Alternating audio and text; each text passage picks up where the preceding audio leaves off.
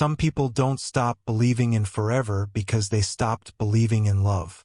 They stopped believing because they became experts at surviving disappointment. There's a difference. You can still want intimacy while secretly expecting it to disappear. You can still dream about growing old with someone while quietly rehearsing how you'll survive without them.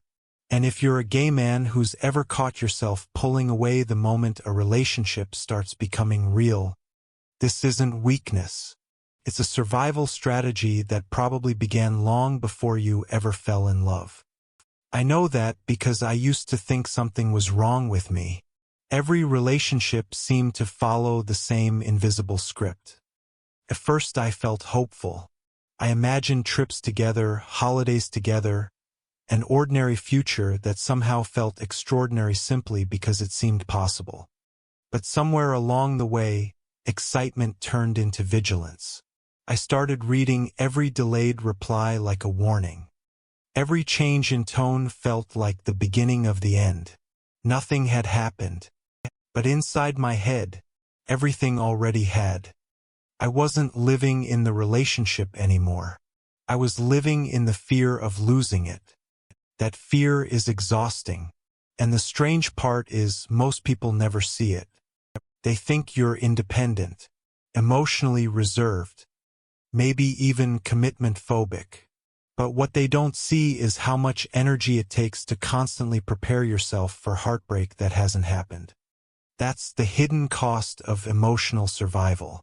When you've spent years feeling different, hiding parts of yourself, wondering whether you'll be accepted, your nervous system learns one lesson over and over again.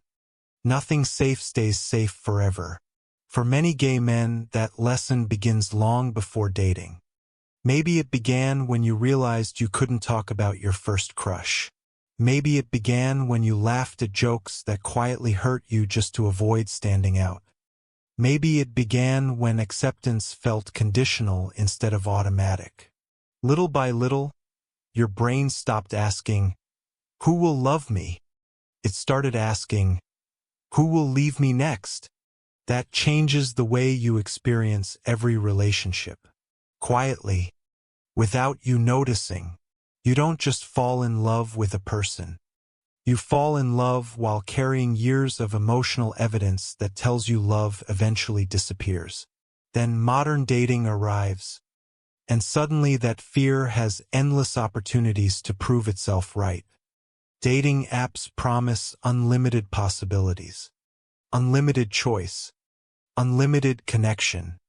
But unlimited choice often creates unlimited uncertainty. Every swipe whispers the same message. Someone newer is always one thumb movement away. People don't disappear dramatically anymore. They disappear algorithmically. A conversation slows down. Replies become shorter. Someone watches your story but forgets your message. Plans become maybe. Closure becomes silence. And after enough experiences like that, something dangerous happens. You stop expecting permanence. Not because you're negative, because your experiences taught your brain that temporary is normal. Here's the truth that took me years to understand. My biggest problem wasn't that people left. My biggest problem was that I started living as though everyone already had. That's a completely different life. Imagine walking into every relationship already wearing emotional armor. Imagine never fully relaxing, never fully trusting, never fully believing someone's words because you're secretly waiting for reality to prove them wrong. That's not emotional intelligence. That's emotional hypervigilance. It feels like protection, but it slowly becomes a prison. The cruelest thing about survival mechanisms is that they don't disappear when the danger disappears. They stay. Long after they're needed.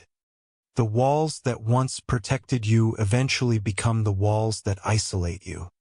I realized this one night while sitting across from someone who genuinely cared about me. He wasn't giving me reasons to doubt him. I was creating them. Not because I wanted to, because fear had become more familiar than peace. And sometimes familiarity feels safer than happiness. Think about that. How many opportunities have we quietly sabotaged simply because calm felt suspicious? When you've lived through enough disappointment, consistency can actually feel uncomfortable. You're waiting for the twist, waiting for the disappointment, waiting for the version of the story you've memorized.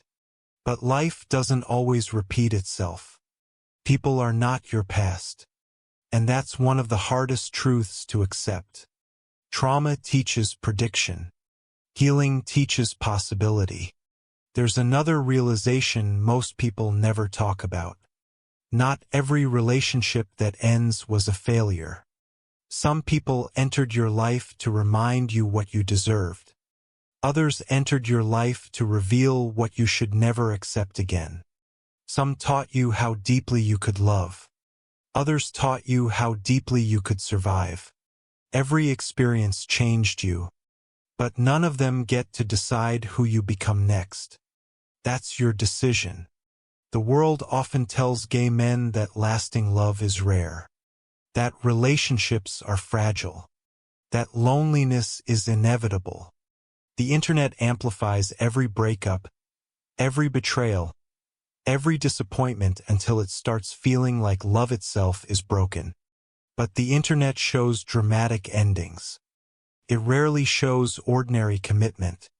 It rarely shows two people choosing each other on random Tuesday mornings. It rarely shows quiet loyalty, because quiet loyalty doesn't go viral. Yet it's happening every single day. The problem is that fear is louder than evidence. Your mind remembers rejection more vividly than acceptance. It remembers abandonment more vividly than consistency. Not because you're broken, because that's how survival works. But survival and living are not the same thing.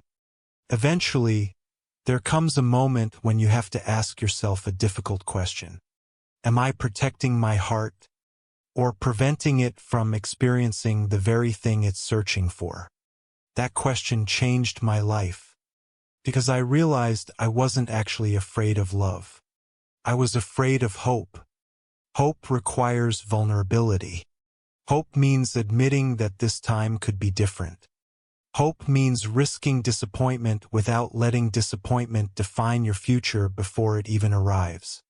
That's courage. Real courage isn't pretending you're fearless. It's choosing connection even when fear is sitting beside you. It's answering the text instead of assuming the worst. It's believing actions over anxious thoughts. It's allowing someone to earn your trust instead of expecting them to repair every wound someone else created. Healing doesn't happen because one perfect person finally appears. Healing begins the moment you stop making your past responsible for your future. Slowly, one conversation at a time, one act of trust at a time, one honest moment at a time. Forever isn't built through grand romantic gestures. It's built through ordinary consistency repeated thousands of times. And maybe that's why so many people miss it. They're looking for certainty.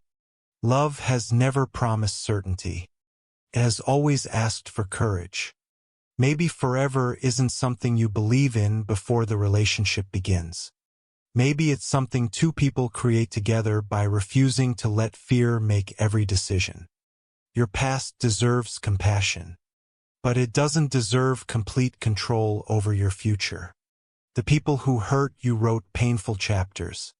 They do not own the ending of your story. So if you've stopped believing in forever, maybe you don't need to force yourself to believe again today.